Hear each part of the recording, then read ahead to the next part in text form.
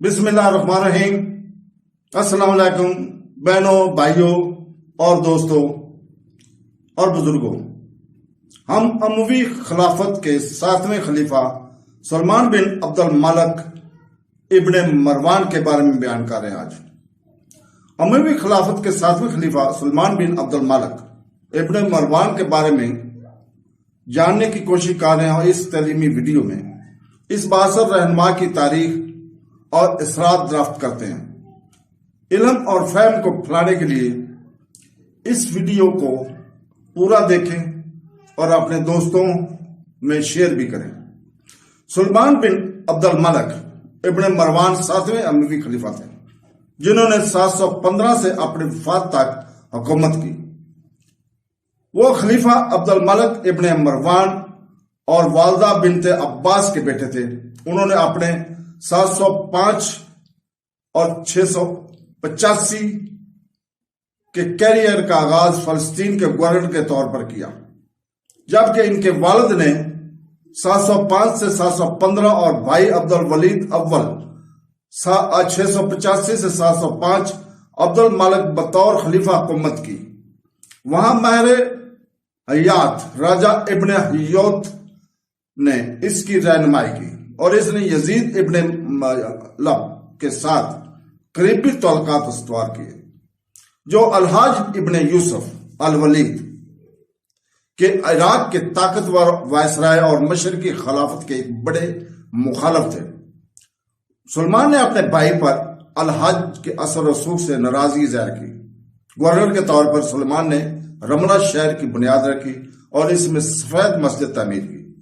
नए शहर ने लद्दाख को फलस्तीन की ज़िले दारकूमत के तौर पर पीछे छोड़ दिया।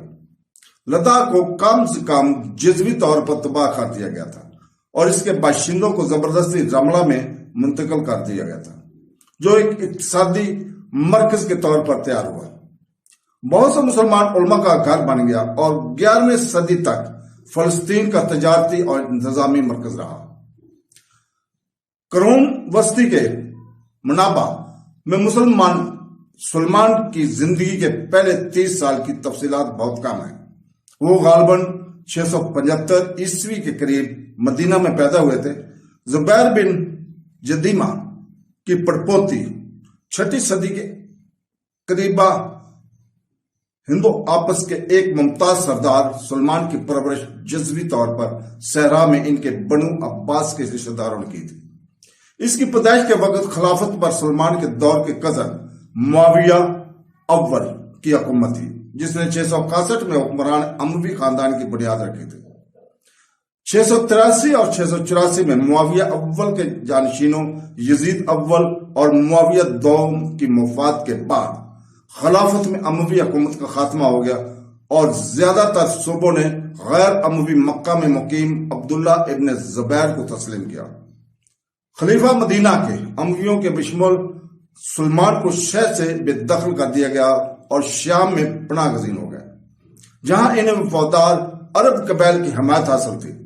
इन कबैल ने सलमान ने के दादा मरवान अव्वल को खलीफा मुंतखब किया और कैसी कबील के मुख्तलिफ में यमन कन्फेडरेशन तश्कील दी, जो शुमाली शाम और जजीरा बलाई पर गलबा रखते थे और इब्ने जुबैर की हमायत करते थे।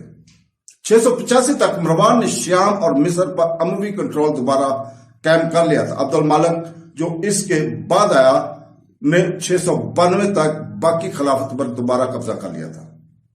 सलमान की अमवी खानदान के मुख्तलिफ शाखों से 4 बीवियां थीं। इनमें अयूब की वालदा उम्मे अयान बिन्त अयान भी थीं, जो मरवान अव्वल के वालिद अल हकम इब्ने अबी आस की पोती थी।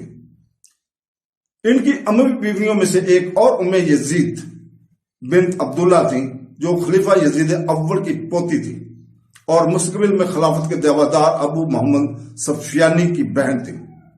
वो सलमान के बेटों यजीद अल कासम और सईद की मां थी।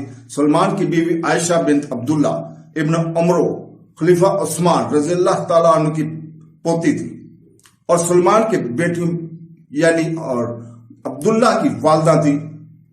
इसकी शादी अब्दुल्ला बिन खालिद बिन असीद की बेटी उम्मे उमरों से भी हुई थी।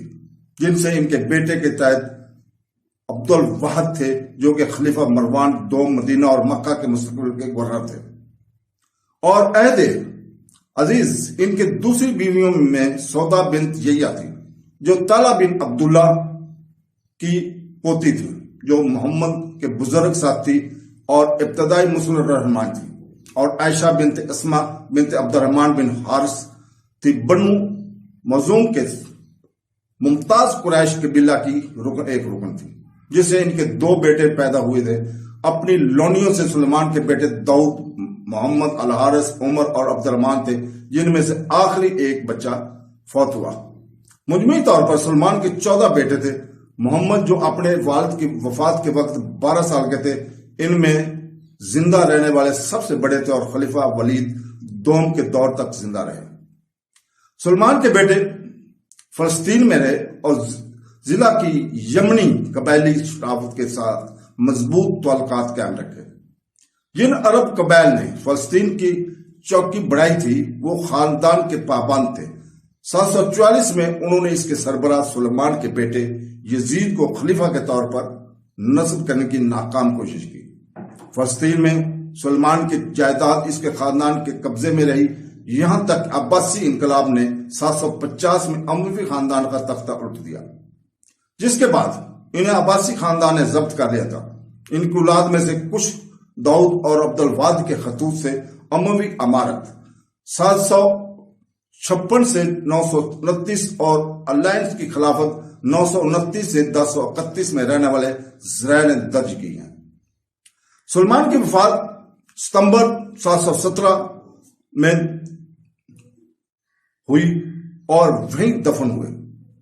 11ویں صدی کے اسطوری عیسائی تاریخ نگار الیاس نے اپنی موت کی تاریخ 20 ستمبر یا 21 ستمبر بتائی، جبکہ 8ویں صدی کے مسلمان مورخ ابو مخنف نے اسے 23 ستمبر یا 24 ستمبر رکھا۔ وہ جمعہ کی نماز سے واپس آنے کے بعد بیمار ہو گئے اور چند دن بعد انتقال کر گئے تھے۔ سلیمان نے اپنے بھائی اور ممکنہ جانشین مروان اکبر کی وفات کے بعد اپنے بڑے بیٹے ایوب کو 715 یا 716 میں اپنا جانشین نامزد کیا۔ اس ترتیب کی جزوی طور پر معاصر شہر جریر کی ایک نظم سے تصدیق ہوتی ہے، لیکن ایوب کا انتقال 717 کے اوائل میں ہوا۔ نام نہاد طاعون جس نے شام اور عراق کو متاثر کیا تھا، اسی طاعون کی وجہ سے سلیمان کی موت واقع ہوئی۔ بستر مرگ پر سلیمان نے اپنے دوسرے بیٹے داؤد کو نامزد کرنے پر غور کیا، لیکن راجا نے اس کے خلاف مشورہ دیا، یہ دلیل دیتے ہوئے کہ داؤد قسطنطنیہ میں لڑ رہا تھا اور یہ واضح نہیں تھا کہ آیا وہ اب بھی زندہ ہے یا نہیں۔ راجا نے سلیمان کو مشورہ دیا کہ وہ اپنے پھوپھیزاد بھائی اور مشیر عمر بن عبد العزیز کا انتخاب کریں اور انہیں ایک قابل بہترین آدمی اور مخلص مسلمان کے طور پر بیان کیا۔ عمر اور سلیمان کے بھائیوں کے درمیان ممکنہ اندرونی جھگڑوں سے بچنے کے لیے یزید ابن عبد الملک کو عمر کا جانشین مقرر کیا تھا۔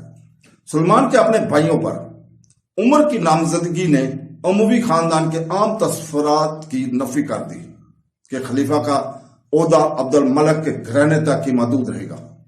سلیمان کی وصیت پر عمل کرنے کے لیے راجا کا انتخاب کیا گیا اور خلیفہ کے بھائیوں کو طاقت کے استعمال کی دھمکی دے کر عمر کی بیعت حاصل کی۔ ان کے احتجاج کو نظر انداز کرنے کے بعد